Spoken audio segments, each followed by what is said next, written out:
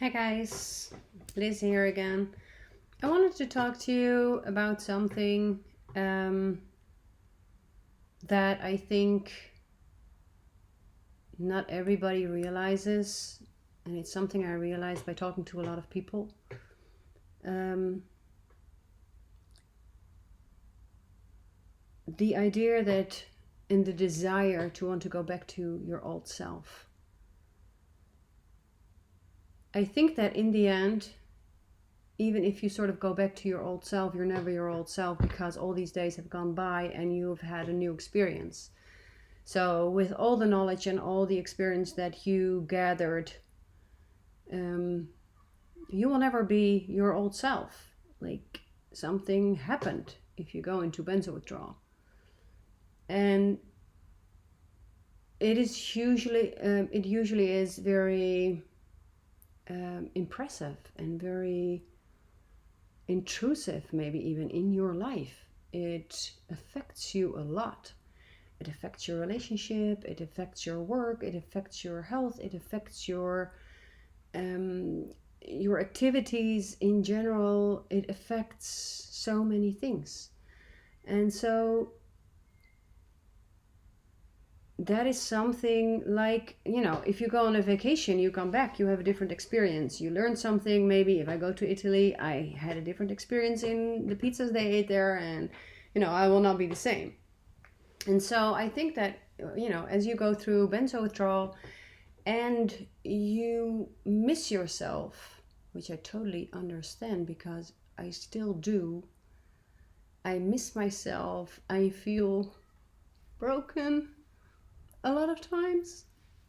I feel needy. But I think that, even if I get rid of this pain and I can pass the bad moments and I can say that I'm 100% healed, for example, I will never be the same. I will not be my old self. And I think that the moment you desire to be, maybe you will always think that you're not there yet. And as long as you think you're not there yet, that would be so sad, because maybe you are. And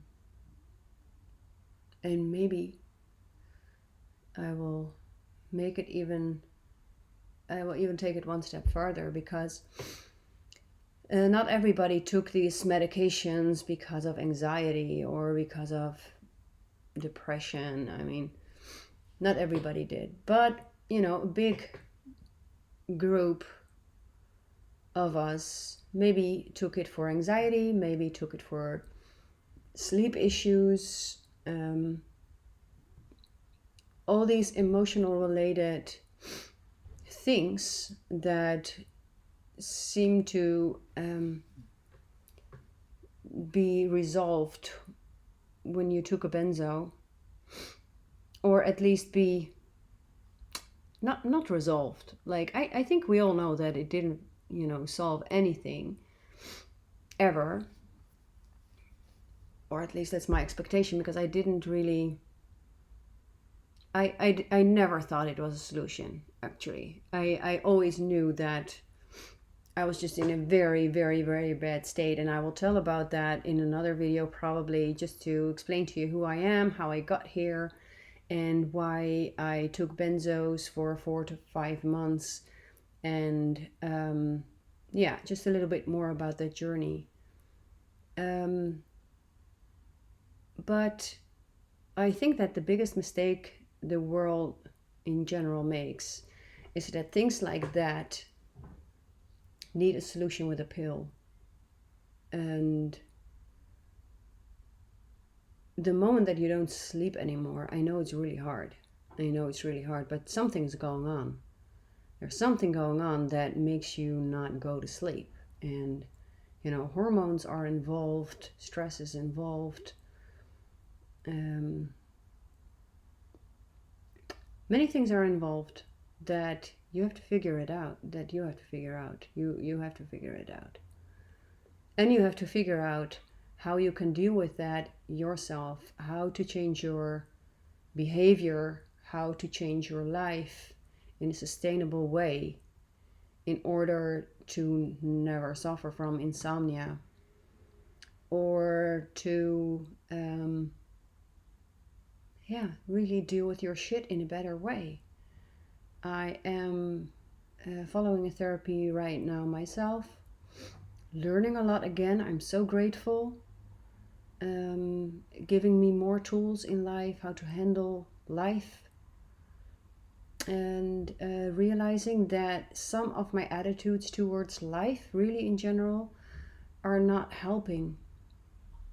I can give just a very small example for that sometimes I don't want something to happen, or somebody can say something to me, especially when it comes to my close loved ones. Sometimes they say something and I'm like, I don't want you to say that. I don't like the hard truth. I want fairy tale, I love you forever and we are going to be so happy, and all that kind of fairy tale kind of life. I have this desire to be completely safe and not be threatened by anything in this life, so sometimes I don't want to hear it. And when people do say it, I sort of squinch in myself a little bit. I don't like it. I want life to be good and light and open and sunny and peaceful, loving, and everything can be solved. That's my desire. It's what I will work for. But it's not realistic to really expect everything in life to be that way.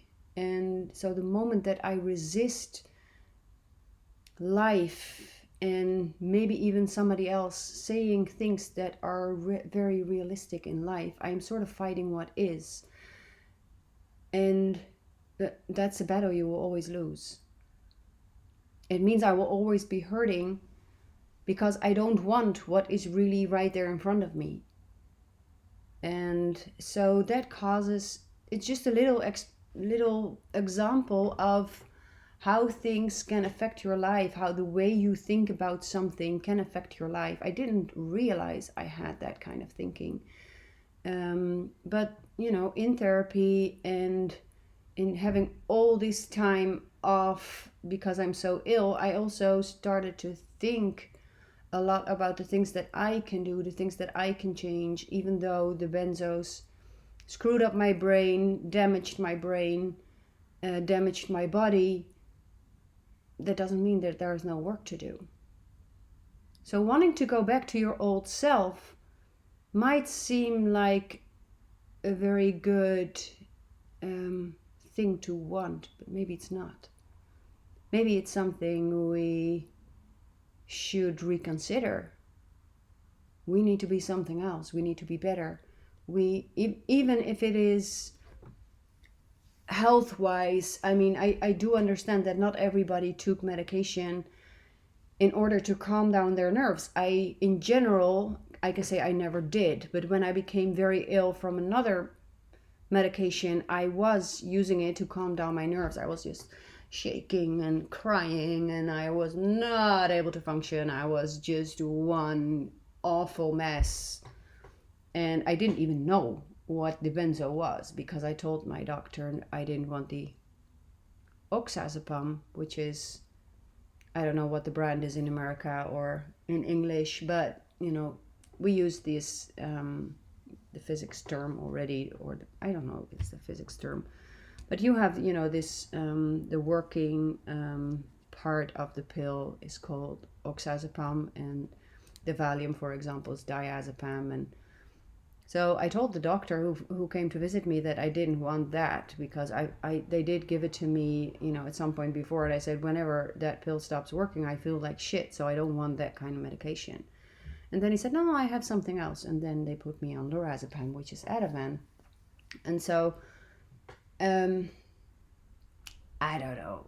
It helped at that point. And so I was happy about that. And I did take it, and I became probably very,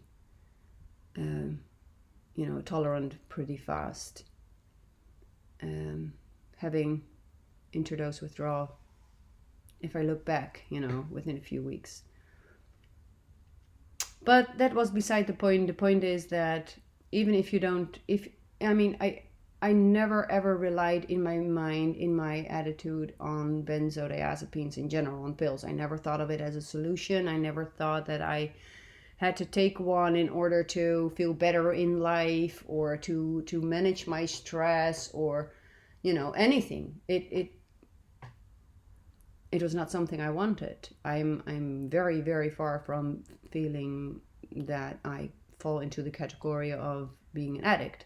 But practically, after taking it for 4.5 months, of course, I absolutely was an addict. I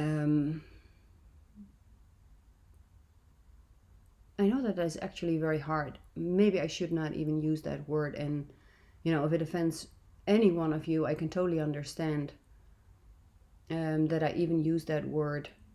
And it offends me even. Like the moment they start talking about addiction or addicts, I never was an addict. Never. I wanted it to stop. I never liked taking the medication. I didn't want it. But the moment you stop and you become super, super ill, you have to take it. So,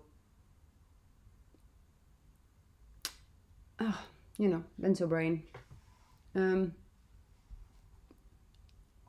So yeah, the topic was wanting to go back to yourself.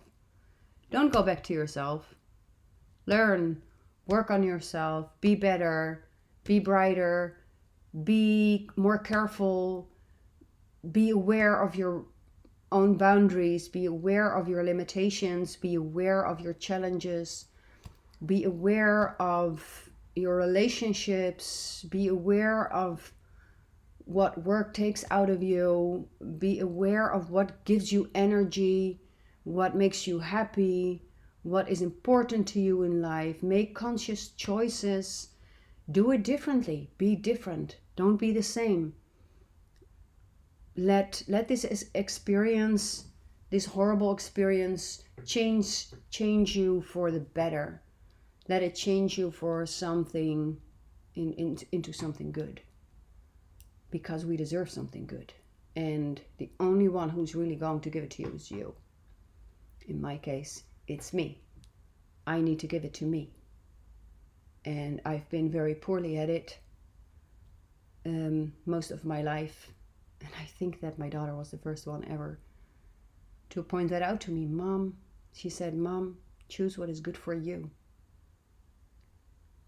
I cannot believe that my daughter was wiser than me at 13, 14 years old, Maybe 15, I don't know. She's 19 right now. She's great. But, yeah, well, I think I made my point. Be you in a better way. So don't try to go back. Move forward. And hope to hear from all of you. Bye.